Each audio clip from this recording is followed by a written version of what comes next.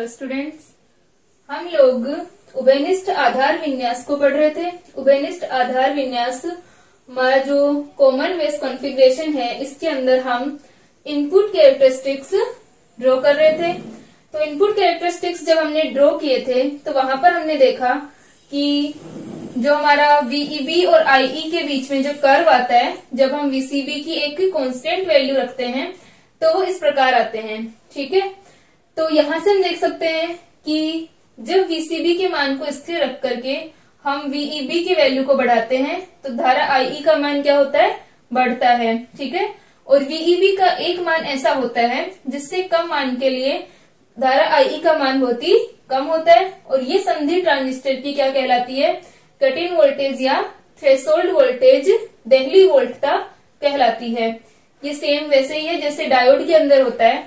ठीक है, क्योंकि यहां पर क्या होता है अपने पास में,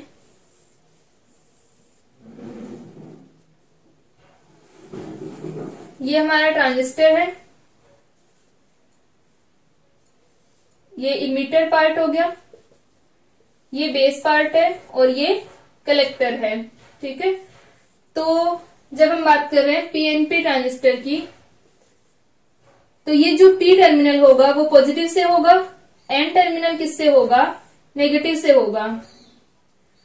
और इसी प्रकार हमारा बाद वाला जंक्शन जो है वो रिवर्स में रहेगा। तो पहले हम सिर्फ इस जंक्शन की बात कर रहे हैं क्योंकि हम इनपुट कैरेक्टरिस्टिक्स बना रहे हैं। तो इनपुट कैरेक्टरिस्टिक्स जब हम बनाएंगे तो क्या होगा कि ये वाला हमारा फॉरवर्ड जंक्शन है। ठीक है, और हमें पता है कि जब डायोड के अंदर पीएन संधि या पीएन जंक्शन बनता है तो यहां पर क्या आती है, एक डिप्लेशन लेयर आती है। ठीक है, इस डिप्लेशन लेयर के दोनों ओर क्या होता है, एन साइड में पॉजिटिव, एन साइड हमारी पॉजिटिव होगी और पी साइड नेगेटिव पे होती है। ठीक है, यानी जो हमारे बाहर की जो ये बाइसिंग हो रखी है, इस पे पी क्या है, पॉजिटिव पे है, एन नेगेटिव पे है, लेकिन ये जो डिप्लेशन लेयर के अंदर अपने चार्जेस बन रहे हैं, या हम कहें कि जो पोटेंशियल बैरियर इसे हम कहते हैं, विभव रोधिका,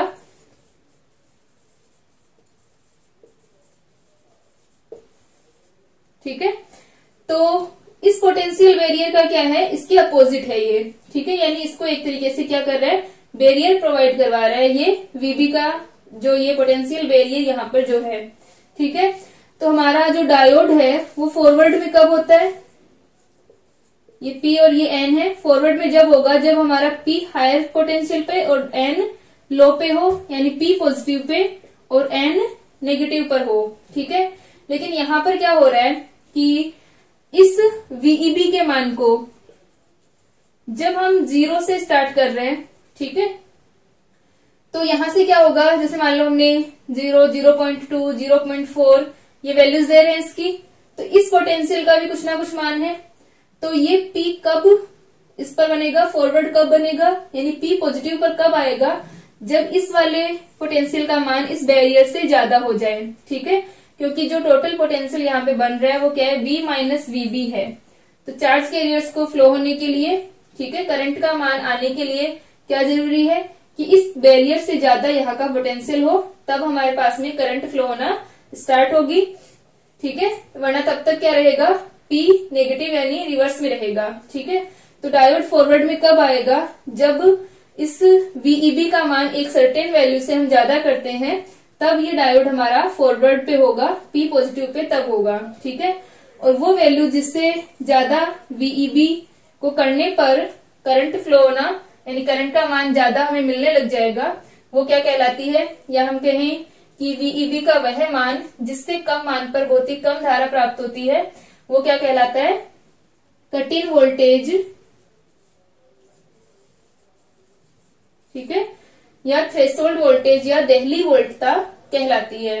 ठीक है, तो ये हमारा इसका इनपुट कैरेक्टरिस्टिक है। इसकी थ्योरी में हम लिख सकते हैं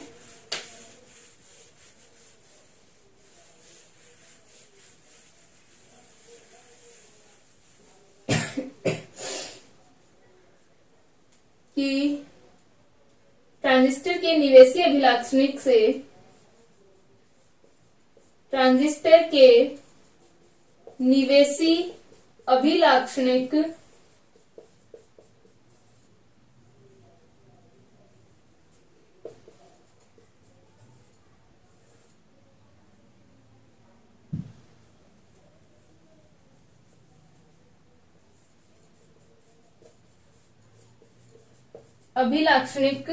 से हम देख सकते हैं कि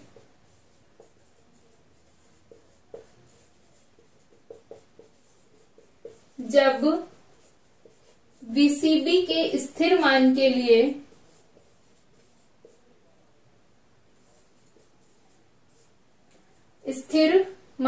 लिए VEB का मान बढ़ाया जाता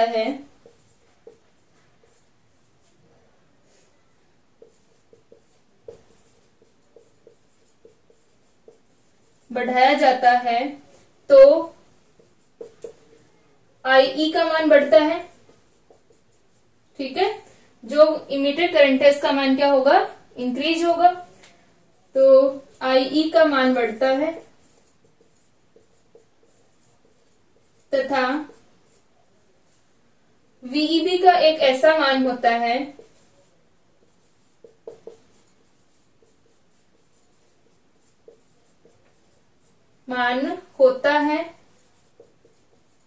जिससे कम मान पर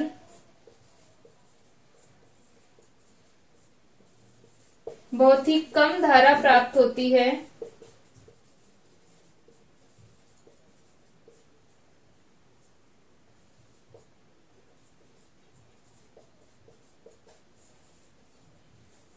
यह संधि ट्रांजिस्टर की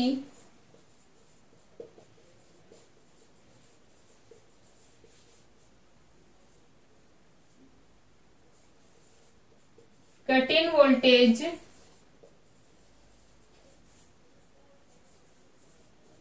देहली वोल्टता कहलाती है। ठीक है, तो ये क्या होगा, थ्रेशोल्ड वोल्टेज होगी। ठीक है, इसको लिख लें।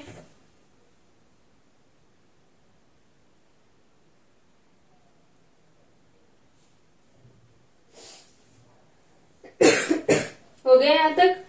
अब ये हमने पीएनपी के लिए ड्रॉ किया था, एनपीएन के लिए भी क्या होगा, ये कर्व समान ही होता है, बस क्या होगा वहां पर IE और VEB नेगेटिव होंगे और VCB पॉजिटिव होगा।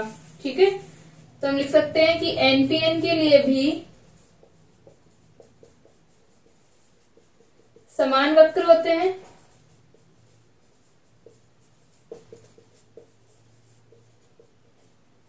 वहां IE तथा VEB ऋणात्मक व VCB धनात्मक होता है।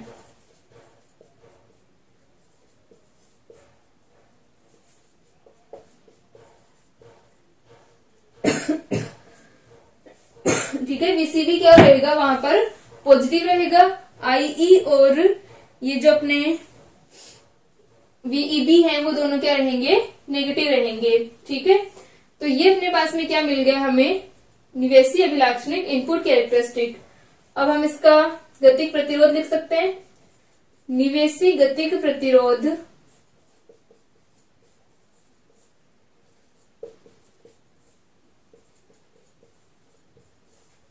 इनपुट डायनेमिक रेजिस्टेंस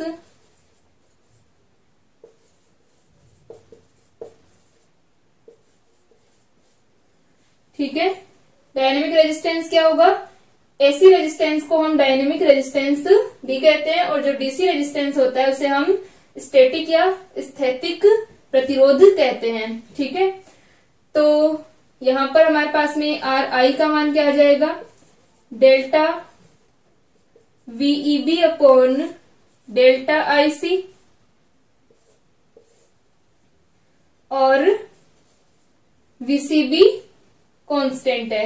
ठीक है, यानी प्रतिरोध जो हमें मिलेगा वो क्या हो जाएगा, V अपॉन आई होता है रेजिस्टेंस। तो यहाँ पर अपने पास में क्या आ गया, delta VEB upon delta IC, change in voltage upon change in current. Dynamic resistance हमारा AC रेजिस्टेंस होता है। DC रेजिस्टेंस जो होगा, ठीक है, इसके अंदर क्या होगा कि V और I, एक तरीके से हम कह सकते हैं कि जब हमारा V प्रोपोर्शनल टू I है, ठीक है, तो V प्रोपोर्शनल टू I के अंदर क्या होता है कि सभी वैल्यूज के लिए, यानी पूरे कर्व के अंदर हमारा V और I का रेशियो जो होता है वो समान हमें प्राप्त होता है। ठीक है, समान इसकी हमें वैल्यू मिलती है, एक कांस्टेंट वैल्यू होती है हर रेंज के अंदर। लेकिन यहाँ पर जब हम डायनेमिक रेजिस्टेंस की बात करते हैं तो हम एक फिक्स रेंज की बात करते हैं। जैसे मान लो हमने यहां से यहां तक की बात की, ठीक है, तो ये हमारा जो यहां से यहां तक इस रेंज का प्रतिरोध आएगा। ठीक है, यहाँ पर क्योंकि वेरिएशन है तो क्योंकि V प्रोपोर्शनल टू I नहीं है, तो नॉन ओमिक डिवाइस के अंदर हम नॉर्मली क्या लेते हैं, गतिक प्रतिरोध को, AC रेजिस्टेंस को लेते हैं। तो यहां से इस रेंज के लिए निकाल रहे हैं, इस रेंज के लिए निकाल रहे हैं, उसके according delta VEB upon delta IC को लिया जाता है। ठीक है, जैसे कि AC सप्लाई के अंदर क्या होता है, AC में वेरिएशन आते हैं टाइम के साथ में, तो वैसे यहाँ पर ये AC रेजिस्टेंस होता है। ठीक है, तो ये अपने पास में डायनेमिक रेजिस्टेंस आ गया। अब हम इसके आउटपुट कैरेक्टरिस्टिक बनाते हैं ट्रांजिस्टर के। ठीक है, इसको लिख लो फॉर्मूले को।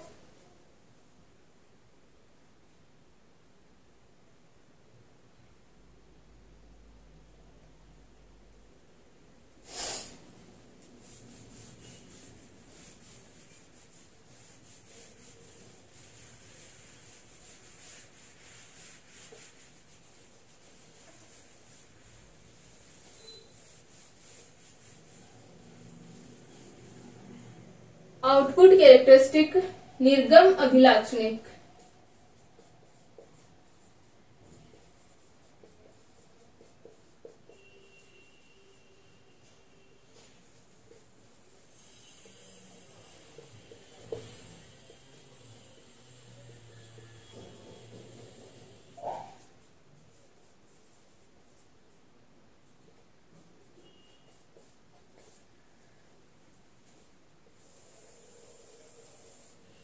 निर्गम अभिलाक्षणिक क्या होंगे, ट्रांजिस्टर के जो आउटपुट कैरेक्टरिस्टिक बनेंगे वो हमारी आउटपुट करंट और आउटपुट वोल्टेज के बीच में बनते हैं।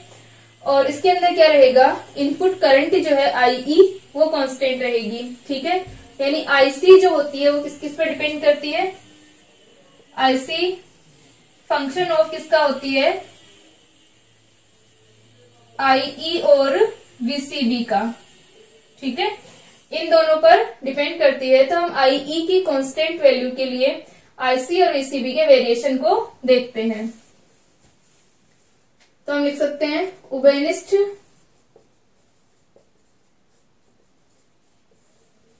उत्सर्जक विन्यास में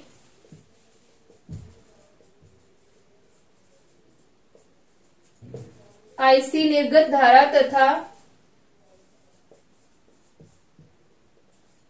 VCB निर्गत वोल्टता होती है।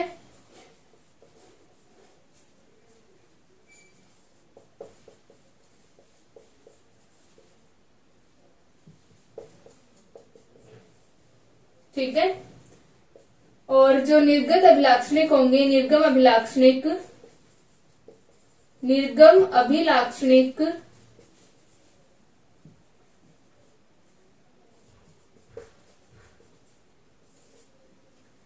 IC तथा VCB के मध्य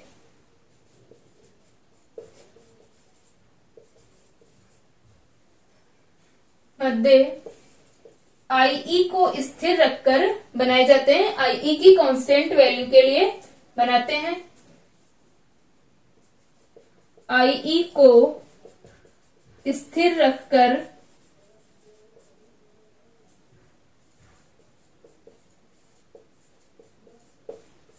बनाते हैं। ठीक है, तो ये हमारे पास में IC और VCB के बीच का कर्व होगा। तो यहां पर भी हम PNP ट्रांजिस्टर के लिए बनाए, PNP या NPN दोनों के लिए। तो PNP के अंदर तो क्या था, पीएनपी ट्रांजिस्टर में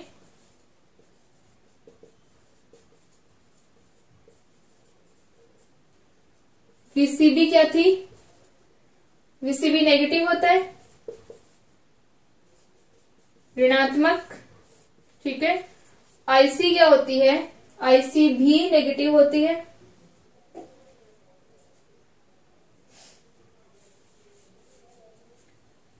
ये नेगेटिव होगा, ये भी हमारी नेगेटिव होती है। और आईई क्या होती है, पॉजिटिव होती है, ये पॉजिटिव होती है, ठीक है। तो जब हम कर्व बनाएंगे तो क्या होगा, वीसीबी और आईसी को हमें नेगेटिव लेके चलना होगा और आईई को हम क्या लेंगे, पॉजिटिव लेंगे, ठीक है।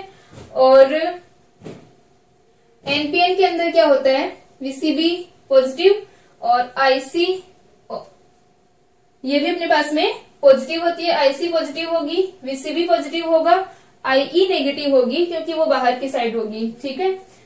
तो यहां से हम इसके कर्व बनाते हैं, ये लिख ले एक बार डेफिनेशन।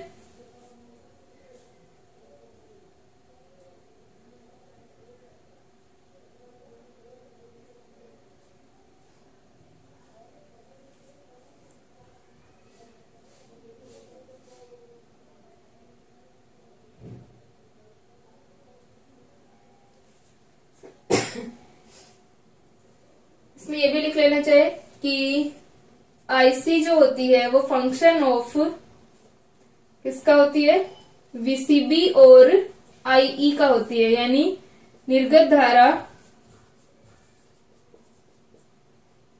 वीसीबी तथा आईई का फलन होती है।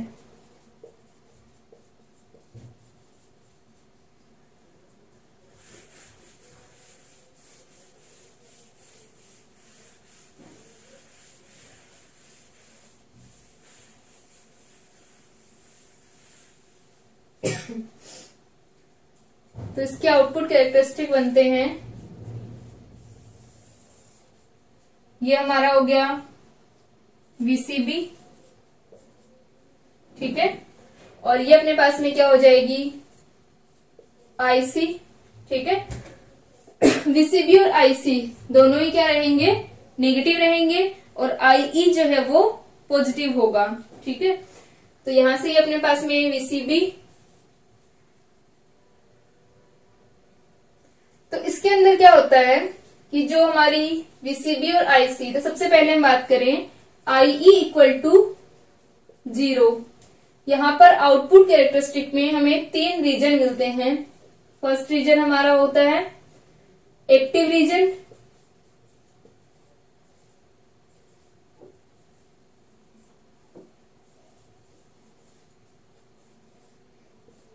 सक्रिय क्षेत्र, इस रीजन के अंदर ट्रांजिस्टर एम्प्लीफिकेशन का काम करता है, प्रवर्धन का काम करता है, ठीक है। सेकंड हमारे पास में होता है सैचुरेशन रीजन या कट ऑफ रीजन, कोई सा भी, ठीक है। सैचुरेशन रीजन हमारा, इसको हम बोलते हैं संतृप्त क्षेत्र,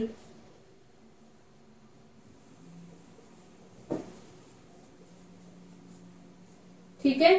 थर्ड हमारे पास में होता है cut off reason,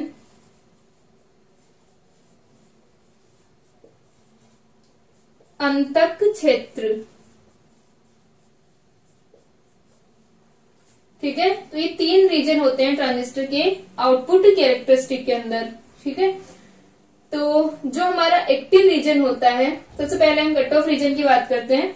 cut off reason के अंदर क्या होगा कि जब आईई इक्वल टू 0 हो, आईई इक्वल टू 0 होने पर हमें बहुत ही कम मान की धारा आईसी मिलती है, ठीक है। ये हमारा क्या है, आईई इक्वल टू 0 है। तो यहां से जो हमारा आईई इक्वल टू 0 होने पर बहुत ही कम मान की क्या होगी, कलेक्टर करंट हमें मिलती है। ये रीजन क्या कहलाता है, कट ऑफ रीजन कहलाता है, अंतर क्षेत्र कहलाता है। तो इस रीजन के अंदर हमारा जो जंक्शन है, दोनों ही जंक्शन क्या होते हैं, रिवर्स बायस होते हैं, क्योंकि सबसे पहले तो हम बात करते हैं कि हमें आईसी का मान क्या मिलता है। आईसी जो हमारी दो वजह से होती है, एक तो आईसी मेजोरिटी की वजह से, ठीक है, मेजोरिटी चार्ज कैरियर की वजह से,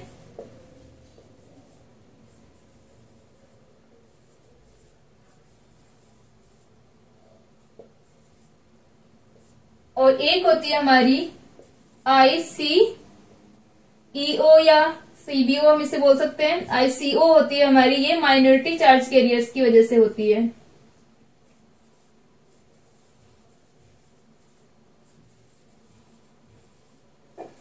ठीक है, तो जब आईई 0 रहेगी, यानी हमारा ये जो मेजोरिटी वाला तो क्या हो गया, ये पार्ट 0 है, तब हमें IC equal to ICO current प्राप्त होती है। इसके अंदर ये हमारी कलेक्टर करंट को डिनोट कर रहा है, ओ हमारा ओपन को डिनोट कर रहा है।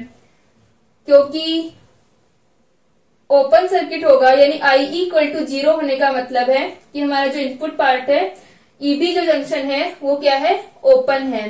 ठीक है, तो उस टाइम पर माइनॉरिटी चार्ज कैरियर्स की वजह से क्या होती है, करंट फ्लो होती है। कलेक्टर पार्ट के जो माइनॉरिटी चार्ज कैरियर्स है, उनकी वजह से करंट प्राप्त होगी। तो इस कंडीशन में क्या होगा,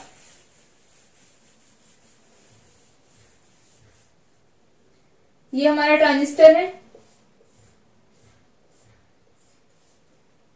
ये यहां पर वीईबी जंक्शन बनता है। ठीक है, ये अपना वीईबी वोल्टेज है, और ये अपना क्या होता है, वीसीबी है।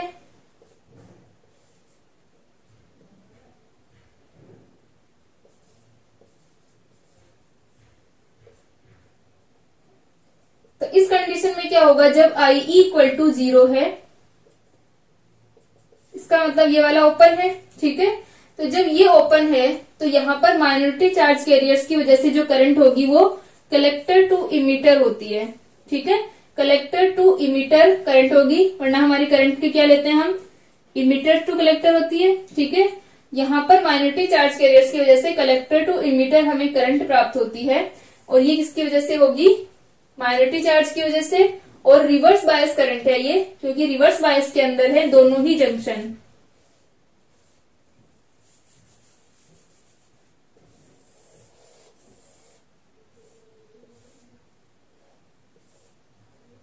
ये ट्रांजिस्टर का ई और बी और सी, तो ये वाला जंक्शन हमारा क्या होता है, रिवर्स में होता है। ठीक है, वीसीबी की वैल्यू हम क्या रख रहे हैं, जब हम पीएनपी की बात कर रहे हैं, तो वीसीबी किस में है, नेगेटिव में है।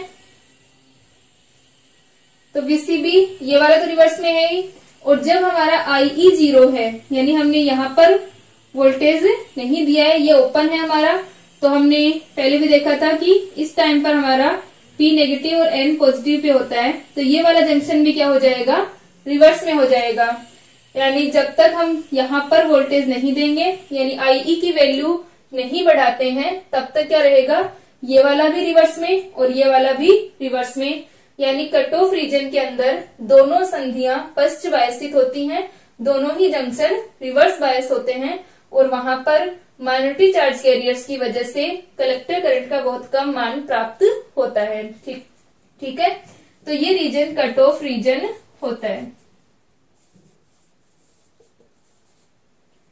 फिर बात करें हम एक्टिव रीजन की, तो एक्टिव रीजन के अंदर क्या होगा कि जैसे जैसे आईई का मान बढ़ाते हैं, आईई के अप्रोक्सीमेट हमें कलेक्टर करंट मिलती है।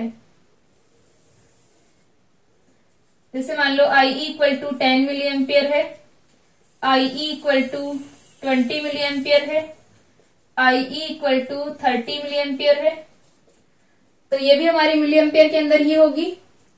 -10, -20, -30 पीएनपी के लिए बना रहे हैं हम लोग, तो यहां पर हमें आईई के बराबर करंट मिलना शुरू हो जाती है। ठीक है, तो ये रीजन हमारा क्या कहलाता है, एक्टिव रीजन कहलाता है। आईई अप्रोक्सीमेट आईसी रहेगा, और ये रीजन हमारा एक्टिव रीजन होगा।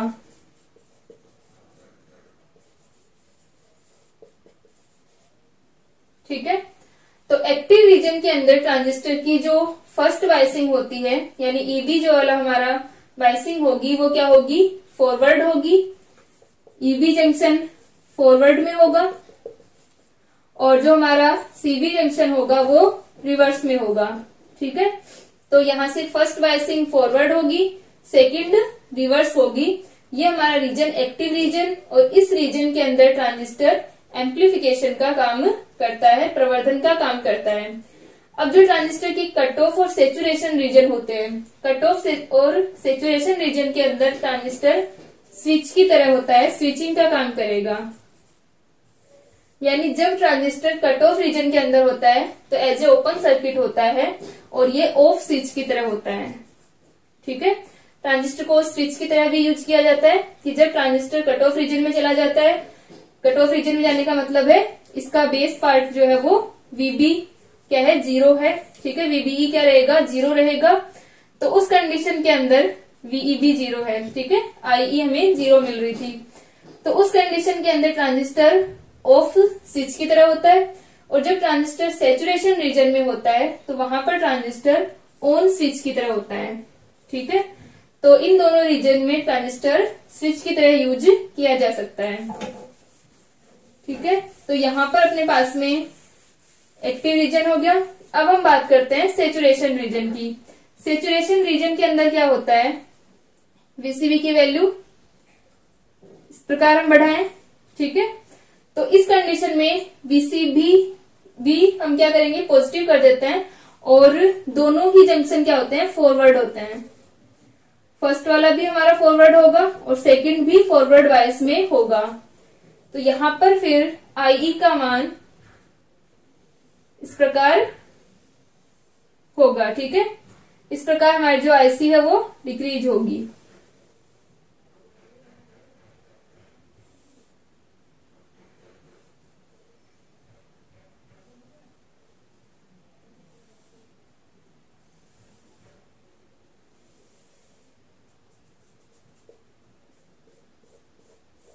तो ये जो रीजन होता है वो क्या होता है, सेचुरेशन रीजन होता है।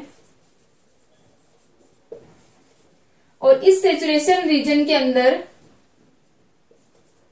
इस सेचुरेशन रीजन में क्या होंगी, दोनों ही बायस क्या होती हैं, फॉरवर्ड बायस होती हैं। कट ऑफ में दोनों ही रिवर्स होती है और एक्टिव के अंदर दोनों, एक फॉरवर्ड और एक रिवर्स होती है। ठीक है, एक बार इसकी कर्व बना लें।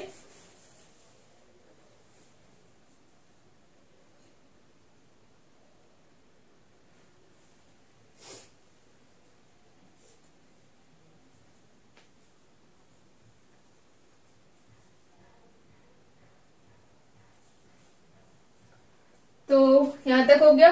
अब हम इन रीजन की थ्योरी लिखते हैं, इनके बारे में लिखते हैं। तो हम लिख सकते हैं ट्रांजिस्टर के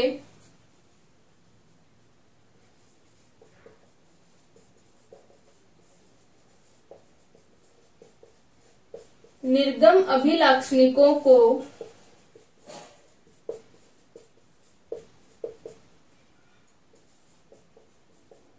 तीन क्षेत्रों में विभाजित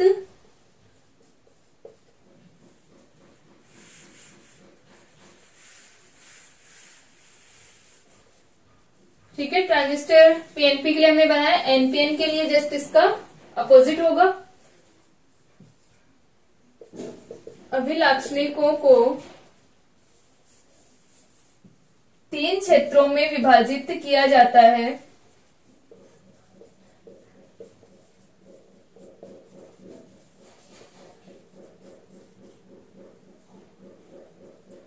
विभाजित किया जाता है फर्स्ट एक्टिव रीजन,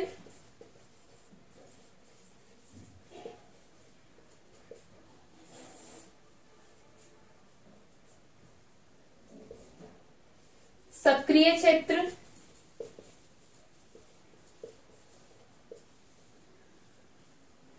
सक्रिय क्षेत्र के अंदर क्या होगा, ट्रांजिस्टर के या इस क्षेत्र में उत्सर्जक आधार संधि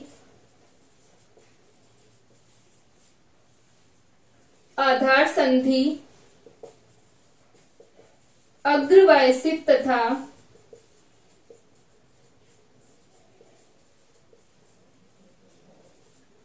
उत्सर्जक आधार संधि अग्रवायसित तथा संग्राहक आधार संधि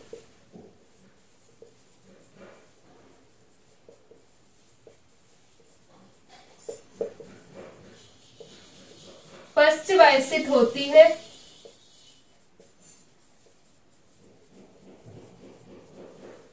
तथा IC का मान लगभग IE के बराबर होता है। ये बराबर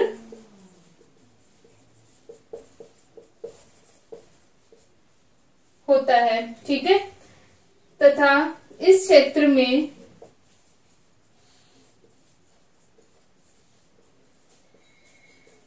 ट्रांजिस्टर प्रवर्धक का कार्य करता है।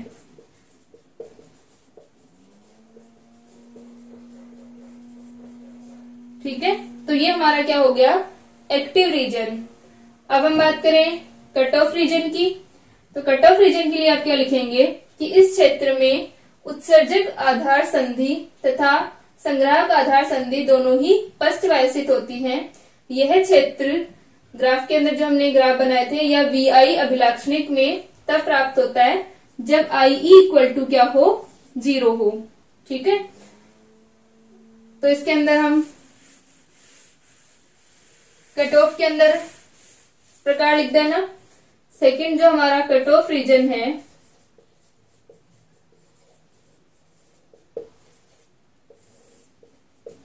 कि यह क्षेत्र IE इक्वल टू 0 तथा VCB के मध्य का भाग होता है, यानी जब हमारी IE करंट क्या थी, 0 थी।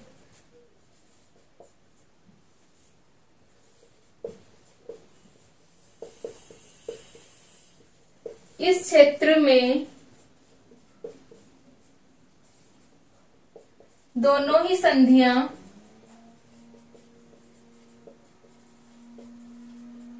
पश्चवायसित होती हैं।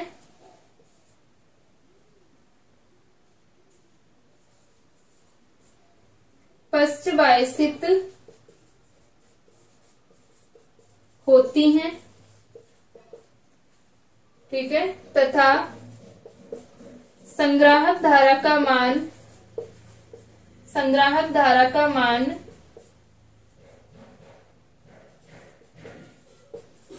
बहुत कम होता है,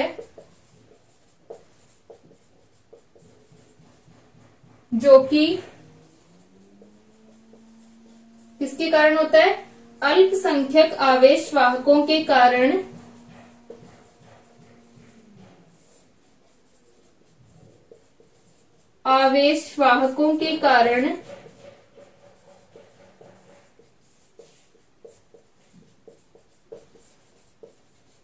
होता है। ठीक है, बहुत ही कम मान होगा और वो भी किसके कारण होगा, माइनॉरिटी चार्ज कैरियर्स के कारण होता है। ठीक है, तो इस प्रकार ये हमारा कट ऑफ रीजन हो गया। अब नेक्स्ट लेक्चर के अंदर हम लोग सैचुरेशन रीजन के बारे में लिखेंगे और साथ में इसका आउटपुट रेजिस्टेंस क्या होता है, उसका मान, और धारा लाभ क्या होता है, करंट गेन क्या होता है और करंट गेन को किस फैक्टर से डिनोट करते हैं कॉमन बेस के अंदर, वो हम लिखेंगे। ठीक है, तो नेक्स्ट लेक्चर में हम इसको कंटिन्यू करते हैं।